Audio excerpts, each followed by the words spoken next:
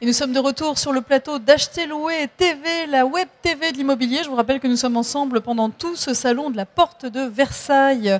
Et notre table ronde est consacrée au logement neuf et au développement durable, des thèmes éminemment d'actualité. Alors pour parler de ces sujets, j'ai le plaisir de recevoir Jean-François Batou. Bonjour.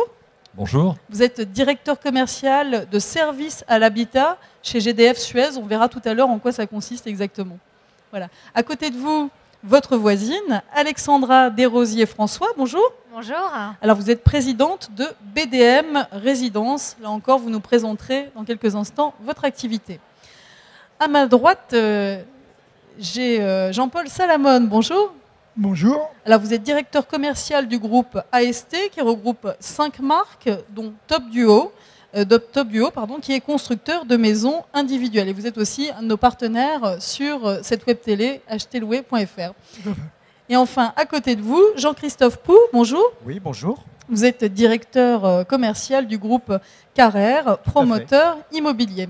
Alors je voudrais tout d'abord, traditionnellement, faire un petit tour de table pour que vous présentiez chacun votre activité. Alors service à l'habitat chez GDF, en quoi ça consiste, Jean-François Batou? Alors, service à l'habitat, c'est finalement 4 métiers. Un pôle métier autour des études thermiques dans le neuf et des diagnostics immobiliers. Un deuxième pôle métier autour du financement avec Banque Solfea, qui est le leader du financement. Donc ça c'est moins connu, c'est intéressant. Voilà. Du financement des solutions éco-efficaces. Un métier autour des énergies renouvelables, pardon. Et un quatrième métier qui est le métier de l'entretien, et c'est un sujet éminemment intéressant par rapport à ce sujet de développement durable, parce que les solutions deviennent finalement assez complexes et il faut les entretenir pour garantir la performance. Et oui, tout à fait, il ne suffit pas de construire BBC, il faut aussi rénover de manière écologique, développement durable. On verra ça un peu plus en détail tout à l'heure. Alexandra, votre activité chez BDM Résidence? Alors nous, on est une entreprise familiale qui travaille dans l'Est parisien. On construit des résidences à taille humaine et on chouchoute nos acquéreurs, on les accompagne vraiment de A à Z pour qu'ils réussissent leur projet immobilier. Merci beaucoup. Jean-Paul Salamone, le groupe AST et Top Duo en particulier? Alors, le groupe AST, c'est créé par 2 fondateurs, Alain et Sylvain Thur, une entreprise qui aura 20 ans l'année prochaine, puisqu'elle a été créée en 1993. Avec différentes marques, surtout sur des régions bien définies, dont Top Duo, que l'on a implanté il y a à peu près 3 ans en Ile-de-France, pour apporter un vrai service auprès de nos clients, non pas simplement pour vendre de la maison individuelle, mais pour expliquer aux gens qu'est-ce qu'est la partie financière, la partie foncière et l'acquisition pour un primo-accédant aujourd'hui pour une maison. D'accord, vous les prenez vraiment par la main dans leur acte d'acquisition? L'intérêt, c'est vraiment d'apporter un service, de les conseiller, de leur expliquer pourquoi il est important aujourd'hui de devenir propriétaire, et puis effectivement de ne pas les laisser dans la nature, et comme vous le disiez très justement, de les accompagner jusqu'au bout, parce qu'un projet, ce n'est pas simplement l'achat, c'est toute une vie, puisqu'on continue à rencontrer par la suite, pourquoi pas les enfants, les petits-enfants et tout ce qui va. Tout à fait. Jean-Christophe Pou chez le groupe Carrère. Oui, alors le groupe Carrère, un peu à l'instar de mon confrère, c'est une structure qui existe depuis 1994, qui au départ s'est développé fortement sur le logement, qui aujourd'hui a un rayonnement national sur le logement. Depuis 2007, fort de cette expérience, on s'est développé sur des activités tertiaires avec notre structure Gotham, qui réalise du bureau et des centres commerciaux pour compléter finalement la gamme avec le logement. Donc voilà. D'accord. Alors pour l'instant, on va rester avec vous, Oui. Jean-Christophe, parce que ma question, évidemment, c'est la question d'actualité, c'est la norme BBC. On le sait, à partir du 1er janvier 2013, c'est obligatoire dans tous les cas pour tous les logements neufs. Est-ce que vous êtes prêts, messieurs, madame, à cette échéance? Je dirais qu'on est prêt déjà depuis maintenant 2011. Car sachant qu'il y avait cette deadline au 1er janvier 2013, on a décidé finalement de se l'imposer, entre guillemets, parce que c'est une imposition qui est plutôt agréable. Mais en tout cas, au départ, on était dans une logique où on était un peu perplexe, on ne savait pas trop en quoi ça se consistait. Il y avait une communication qui n'était pas très claire dessus. Et finalement, on a décidé de se l'approprier rapidement. À partir de janvier 2011, toutes les opérations qu'on a décidé de réaliser ont eu, dès janvier 2011, la norme BBC. Donc pour nous, finalement, on se rend compte qu'aujourd'hui, c'est commun pour nous et on n'imagine plus du tout une résidence non BBC. Jean-Paul Salamon, vous êtes prêt chez Top Duo? Alors, je dirais un petit peu plus difficile, non pas plus difficile pour le mettre en place, puisque automatiquement on va devoir être confronté à la norme BBC. On l'est pour une de nos marques, qui est l'ossature bois sur la marque Natilia, qui est automatiquement en BBC. Nous l'avons aussi pour la promotion. Je dirais qu'à l'instar de ce que l'on fait sur d'autres marques, pour Top Duo, pour le primo-excédent, c'est le coût qui aujourd'hui pour nous va être... qui va impacter quand même de façon importante et on attend nos partenaires, surtout d'autant plus, je dirais aujourd'hui, GRDF, de façon à savoir exactement ce que l'on pourra mettre, le coût, parce que pour nous, ce qui est primordial et le plus important, c'est les clients. C'est ce que ça va leur coûter. Et aujourd'hui, nous, on est un petit peu dans le flou, je dirais, quand on est sur la gamme primo. Alexandra, et on passera la parole à Jean-François. Oui, alors nous aussi, on s'y est préparé bien en avance pour cette norme. On essaye aussi d'aller plus loin. Maintenant, on fait du BBC sans correction climatique. En quoi ça consiste exactement ? Alors, ça consiste en une meilleure isolation du bâtiment, des systèmes beaucoup plus évolués de récupération des énergies renouvelables. Voilà. Vous avez réussi à tirer les coûts ? Alors oui, on n'impacte pas les coûts sur le consommateur. On prend en charge le surcoût. Comment vous faites ? Vous avez réduit vos marges ? Oui, on a réduit nos marges. Oui, tout à fait. D'accord. Alors, Jean-François Batou, vous voulez réagir là-dessus ? Oui, je pense, avec le peu de recul qu'on a, mais enfin le recul qu'on a quand même, je pense que le surcoût existe, il faut être clair, mais il n'est pas si important et si impactant qu'on aurait pu en tout cas l'imaginer au départ. C'est mon avis, hein, mais je pense qu'il y a un vrai travail, le surcoût existe, mais il y a un vrai travail à faire en amont sur la conception du bâtiment. Je parle sur le logement collectif. Si on fait ce travail en amont, on va se rendre compte que le surcoût, on peut l'amoindrir. Et à contrario, si la conception a mal été imaginée, là, on va devant de grosses déconvenues et des surcoûts qui seront largement supérieurs. Jean-Paul Salamon, vous voulez dire un petit mot là-dessus ? Non, juste simplement que pour notre part, dans la maison individuelle, on ne s'y retrouvera pas comme ça. Ah oui. Encore une fois, le coût est très important. Malgré tout, les marges, j'écoutais ce que disait mon confrère en face, et il est vrai qu'aujourd'hui, la difficulté, jouer sur la marge, c'est jouer quand même sur la rentabilité d'une entreprise. Évidemment. Malgré tout. Et sur le coût d'une maison individuelle, on ne peut pas augmenter les prix comme on voudrait. Même si aujourd'hui, la difficulté pour nous, c'est le coût du foncier, puisqu'il est de plus en plus important, d'autant plus chez vous, et croyez-moi qu'il y a 3 ans simplement que je viens de m'y établir, c'est astronomique. Quand on voit sur d'autres petites régions où les coûts vont être de 30 000 ou 40 000 euros le foncier, ici les 250 voire 200 000 euros. Aujourd'hui, tout ce que l'on peut impacter, nous, tant dans la norme BBC, parce qu'il faut comprendre que la norme BBC, pour moi, au départ, ça a plus été un effet de mode. Hein, tout le monde arrivait avec les magazines BBC. Après, on a compris qu'il y avait une vraie actualité, il y avait vraiment quelque chose à faire pour les énergies. Donc, je suis complètement OK. Par contre, qu'est-ce que ça va coûter, pas pour moi, qu'est-ce que ça va coûter pour nos futurs clients, pour les futurs acquéreurs. Et encore une fois, c'est la seule préoccupation que j'ai aujourd'hui. Qui est légitime. Et puis je crois savoir que les constructeurs, vous attendez beaucoup les nouveaux moteurs de calcul, c'est ça, RT 2012 ? On est constamment au fait, on est tous les jours en train d'attendre un nouveau calcul. Alors on nous dit des sommes, on recule. Moi je sais que pour ma part, et non pas parce que vous êtes là, mais je sais qu'on attend beaucoup de GRDF parce qu'on sait qu'avec eux, on arrivera à faire quelque chose. Ce qui n'est pas plus mal pour moi, parce que ça va enlever un petit peu du marché aussi à ceux qui avaient tout le marché EDF, et ça permettra d'aller avec des vrais partenaires. On va encore se faire des amis.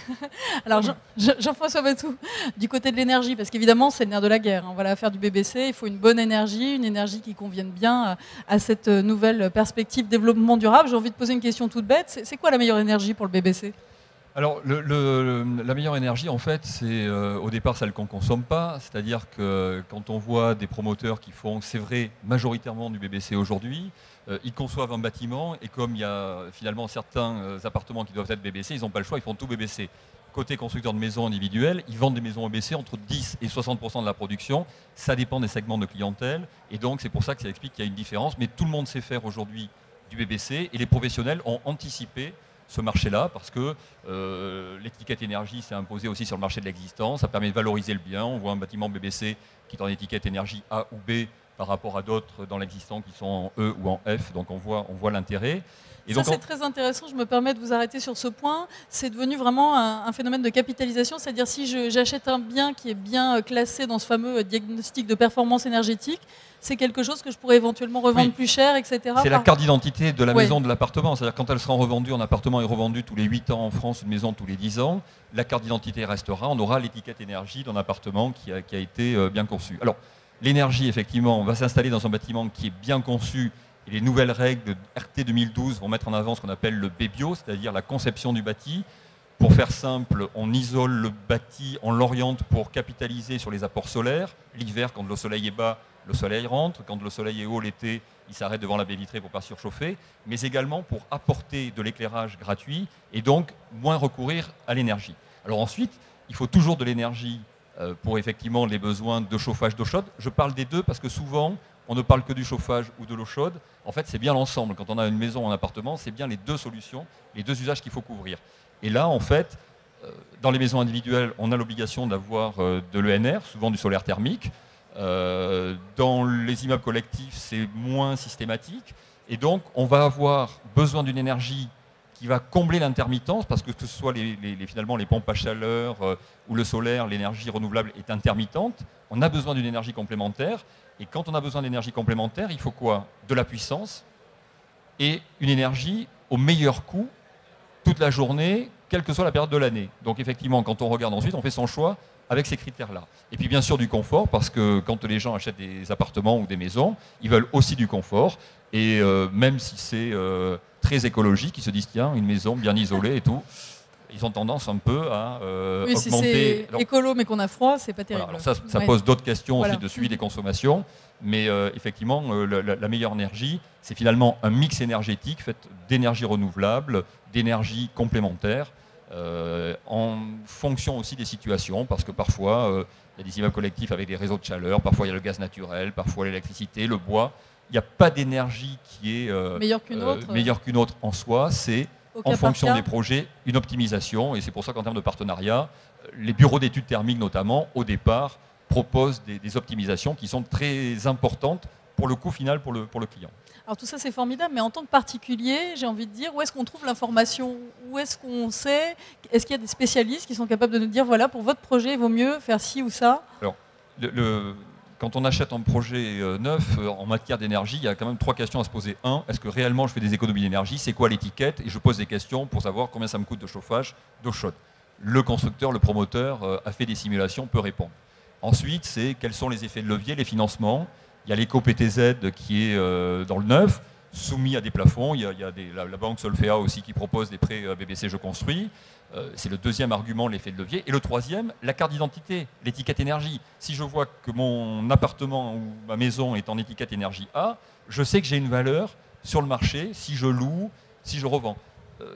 On est en 2012, 10 ans la revente pour une maison, 8 ans pour un appartement. On sera en 2020, bâtiment énergie positive. L'étiquette A, on voit bien que ça aura une valeur importante. Alors je vois nos amis constructeurs et promoteurs qu'on va faire, je les vois acquiescer, donc je voudrais les faire réagir. Vous sentez vraiment chez votre clientèle que voilà, on a envie d'acheter un bien bien classé énergétiquement? Oui, tout à fait. Déjà, il y a l'envie de départ, voilà, d'acheter un bien pour le développement durable, mais après, quand on leur explique vraiment qu'ils économisent 50% de leur facture énergétique, là, le gain devient financier et très intéressant pour notre période. D'accord. Jean-Paul Salamone. Clairement, pour répondre, effectivement, déjà, les clients sont énormément informés. Hein.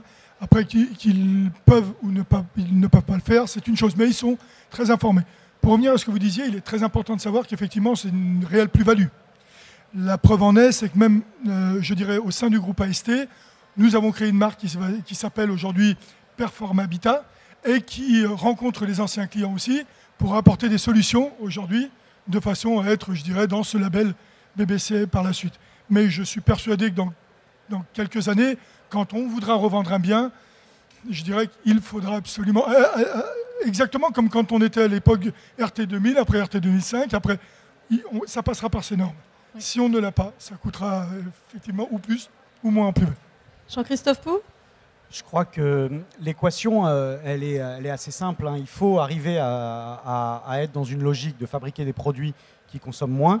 Donc c'est ce qu'on essaye tous de faire finalement, qui auront une meilleure revente à terme parce que consommant moins, tout en respectant quand même, et ça il ne faut pas l'oublier, c'est qu'à la fin quand même notre client c'est le particulier, c'est celui qui va acheter, et il faut arriver quand même, aujourd'hui les pouvoirs d'achat ne sont pas extensibles, les gens n'ont pas la capacité d'investir toujours plus, donc aujourd'hui investir ou acheter en tout cas, et aujourd'hui le logement c'est quand même un besoin premier, et c'est vrai que la nécessité c'est d'arriver à fabriquer le produit qui consomme le moins possible, où ils vont pouvoir économiser sur leur facture énergétique, tout en ayant la capacité de sortir un produit au prix le plus avantageux quand même. Parce que les budgets ne sont pas extensibles et qu'à un moment, si on a 150 ou 200 000 euros en budget, on ne va pas pouvoir lui fabriquer un produit à 220 000. Il dira très bien, ça consomme peu, mais malheureusement, je n'ai pas le budget. Donc c'est ça, notre vraie équation, je pense, pour être très clair, elle est là. C'est fabriquer le moins cher possible un produit qui fonctionne le mieux possible du niveau énergétique. Effectivement. Jean-François Batou. C'est vrai, il y a des effets seuil pour les primo-accédants où souvent les dossiers passent à 30-40 euros près. Donc là, il y a vraiment un effet d'accession à la propriété. À ce point-là, vraiment, c'est oui, enfin, aussi moi, je ne suis pas spécialiste de la vente, mais j'écoute les vous avez raison, hein, c'est oui, clair que aujourd'hui, on est vraiment sur des prix qu'il faut être le plus juste possible, le mieux étudié possible. Voilà. Ouais, le plus serré possible. Mais quand on regarde d'autres qui ont plus de moyens, et heureusement d'autres types d'acquéreurs, finalement, un logement existant aujourd'hui, si on le compare à une voiture, il consomme en moyenne 12 à 13 litres au 100. Un bâtiment qui a été fait dans les années 2000, c'est 7 litres. 2005, 5 litres. Et le BBC, c'est 1,5 litre. Oui. Alors, quelqu'un qui a ça en tête et qui se dit en plus l'énergie risque d'augmenter, de fluctuer, etc., sur la durée de vie, il se dit c'est intéressant de me prémunir. Et alors, c'est vrai que quand il y a l'effet de seuil, c'est difficile de le franchir. Pour d'autres, il y a un vrai intérêt et un vrai... moi, je discute aussi avec des promoteurs, parfois en région parisienne, qui font des bâtiments comme les vôtres. Il y a un vrai plus côté consommateur à acheter un bâtiment performant, etc. Oui, mais effectivement, à un moment donné, les budgets ne sont pas extensibles. Oui, mais même pour les investisseurs, à la fois en termes d'investisseurs, mais aussi pour les locataires qui vont louer les biens après, il y a un réel intérêt au niveau des factures d'énergie. Aujourd'hui, on regarde vraiment l'étiquette. Exactement. C'est un vrai critère. C'est vrai qu'au début, c'était un petit peu accessoire finalement, et puis ça s'est imposé au fil des années. Oui. Voilà. Alors, je voudrais revenir avec Jean-François Batou, parce qu'évidemment, bien sûr, la construction d'un bâtiment, c'est essentiel. BBC, c'est très bien, mais après, il faut avoir les bons comportements aussi à l'intérieur de cette maison ou de ce logement. Alors, tout à fait, parce que c'est vrai que finalement, quelqu'un va acheter un appartement avec une belle étiquette énergie, une belle promesse de confort, en chouchou de nos clients, etc. C'est très bien. Et puis après, la vraie vie va arriver, il va monter un peu le chauffage quelquefois, tout ça. Donc, il faut, lui mettre en main son installation. Et c'est vrai que sur le travail de la mise en main de l'installation, on propose avec Savelis notamment sur les logements BBC des mises en main des clients et des propositions de contrat d'entretien. L'entretien d'une chaudière par exemple, c'est 15% d'économie par an, c'est-à-dire qu'on garde la performance nominale de l'appareil, parce que sinon ça s'encrasse un peu, ça se dégrade, comme tous les systèmes, et donc l'entretien va permettre effectivement de garder ça. Deuxième élément, c'est la connaissance de la consommation, parce qu'au fond tout ça, c'est basé sur des calculs réglementaires. Les 50 kWh, c'est basé en disant, bon voilà, il y a 2 personnes, 2 salles de bain, etc. 4 personnes, 2 salles de bain, pardon. Et puis la température, 19 dans les pièces principales, 17. Le comportement peut varier. Et donc, il faut informer les clients de la consommation réelle. C'est une des obligations de la RT 2012, justement, pour faire coïncider la consommation dite conventionnelle, de ce qu'on entend, l'étiquette énergie, la RT 2012, avec les consommations réelles. D'accord. Messieurs, est-ce que vous sentez que vos clients sont un petit peu plus au fait aujourd'hui des bons comportements en termes de consommation d'énergie? Bon. L'enthousiasme. Voilà, merci, c'est exactement le terme. On les éduque. D'accord. On les éduque parce que même si vous n'êtes pas en norme RT 2012 aujourd'hui ou en BBC, ce que vous avez dit, ils doivent le faire. Ils doivent le faire même aujourd'hui. Je veux dire, de demander n'importe comment, de laisser tout ouvert. C'est un petit peu comme quand vous dites qu'on laisse tous les appareils en veille, qu'on devrait éteindre. Donc c'est exactement comme ça. Il faut savoir les éduquer. Je rappelle simplement, pour revenir à ce que disait mon confrère à côté de moi, aujourd'hui, c'est simplement, pour notre part, le coût que peut mettre un primo-accédant. Rien n'est extensible. Chaque fois qu'on rentre pour rencontrer un financier, à un moment donné, on ne peut pas aller plus loin. Je vous dis bien, le foncier, il a toujours un prix. La maison, même si vous faites le maximum d'efforts en diminuant le maximum de marge, il y a un moment donné où vous ne pouvez pas aller plus bas. Et si les gens prétendent ou veulent ou voudraient avoir cette norme ou le BBC, aujourd'hui, on ne peut pas dire que ça vaut pour nous moins de 15 000 euros, moins de 20 000 euros. C'est un petit peu comme quand on parlait de vide sanitaire, de toutes ces choses-là. Tout le monde était sur radier parce que dès qu'on mettait un vide sanitaire, ça coûtait 10 000, 15 000, voire 20 000. Il valait mieux mettre carrément un sous-sol. Et aujourd'hui, on est un petit peu dans cette logique. Qu'est-ce qu'on va faire? Est-ce qu'on va mettre du BBC et puis on dit aux gens, c'est pas grave, diminuer la maison? Aujourd'hui, je vous dis encore une fois, en Ile-de-France, quand on voit le prix du terrain, 80, on ne va pas descendre à 50 mètres carrés. Donc à un moment donné, il va vraiment falloir qu'on trouve entre les deux la concordance d'un prix. Voilà. Jean-Christophe Pou. Oui, je voulais rajouter, parce qu'on a parlé beaucoup des primo-accédants. Moi, je me soucie aussi des investisseurs, puisqu'on a une clientèle. Il faut quand même savoir, c'est que dans le collectif, on a plus d'un client sur deux qui est un investisseur. Et cet investisseur, lui aussi, il faut qu'il s'y retrouve dans son envie d'investir. Donc finalement, on l'a dit, le coût du logement a légèrement augmenté. Bon, très bien. Mais parallèlement à ça, il ne faut pas l'oublier pour ceux qui ont fait des investissements celliers, la réduction d'impôt a diminué. Et à un moment, comme on sait que ça représente quand même un client sur deux, on se dit, est-ce que l'investisseur qui a un besoin, on en a besoin des investisseurs pour finalement développer notre parc, parce que plus de logements neufs seront créés, plus il y aura de logements avec de bonnes normes énergétiques, plus finalement l'ancien suivra. Et si l'ancien suit, finalement, c'est tout un parc et des besoins de logement qui sont remis aux normes. Donc il ne faut pas oublier l'investisseur dans toute notre réflexion sur le logement aujourd'hui, qui semble être un peu délaissé quand même et qui représente, je le rappelle, plus d'un client sur deux quand même dans le logement neuf. Alexandra, vous voulez rajouter quelque chose? Oui, je voulais rebondir sur l'aspect éducatif, parce que moi je trouve qu'il est essentiel. Nous, dans nos programmes, quand on les livre, on prend le temps de les livrer. On fait un guide justement pour tout ce qui est nouveau, parce qu'on n'est pas habitué à vivre dans un logement BBC, on n'est pas habitué aux économies d'énergie, on ne sait pas vraiment comment ça se passe. Donc on fait un guide, on éduque les gens, on a tous besoin d'être éduqués aux énergies renouvelables, à la manière dont ça va se passer. À la fois les résidents et aussi les locataires, c'est essentiel. Oui, donc on ne fait pas tourner le lave-vaisselle avec 2 assiettes, on ne met pas tous les appareils en veille, du bon sens, voilà. Oui, parce que alors, c'est une très bonne remarque. Aujourd'hui, quand on parle de BBC, c'est 50 kWh par mètre carré et par an. Et tout ce qu'on appelle le produit spécifique, justement, tous les appareils, c'est aussi 50 kWh par mètre carré et par an. 3 frigos américains, c'est l'équivalent du chauffage pour une maison. Donc là, ça devient très important en relatif par rapport aux nouvelles performances. Donc haro sur les frigos américains. Ou le reste, mais il faut faire attention. Oui. Alors on arrive pratiquement à la fin de cette table ronde. Je voudrais quand même juste, Jean-François Abatou, qu'on dise peut-être un mot sur les perspectives 2020, parce qu'on parle carrément de la maison à énergie positive qui consommera moins d'énergie qu'elle n'en produira. Est-ce que ça vous paraît réaliste, cette échéance? Oui, ça nous paraît réaliste, et d'autant plus que le premier palier de la RT 2012 sera bien franchi. Pourquoi? Parce que finalement, si on fait du 50 kWh par mètre carré et par an, ou corrigé climatique, c'est-à-dire qu'on fait du 50 kWh alors qu'on pourrait en faire du 62 à Paris, on aura moins d'énergie à couvrir. C'est-à-dire qu'on vient de faire les 50 kWh de besoin, chauffage, eau chaude, rafraîchissement auxiliaire, éclairage, et donc on aura à produire simplement le complément. Ce sera plus facile et moins coûteux. Et donc ça, c'est une vraie bonne nouvelle. Et dans la RT 2012, il y a le BBC+, qui va être encore 20% a priori de moins que la consommation des 50 kWh. Donc ça va nous le situer à peu près à 40 kWh. On voit que là, une marge de plus est franchie. Alors après, il faudra trouver des systèmes qui soient intéressants en termes de prix. Et au meilleur coût, oui, voilà. voilà. Ce ne sera pas en 2012 l'ensemble du marché, mais il commence à y avoir des expériences et il y a un peu de temps. Et vous savez, les constructeurs et les promoteurs, c'est le centre de recherche du bâtiment en France. Il y a aucun. On parle de rénovation en disant oui, le neuf c'est bien, mais le vrai enjeu c'est l'existant. Bien sûr qu'en termes de volume c'est l'existant. C'est aussi mais un enjeu. en termes de savoir-faire, etc., les constructeurs, les promoteurs ont fait avec des industriels beaucoup de progrès et montrent la voie sur le marché de l'existant. Et ça, c'est un élément qui est très important à souligner.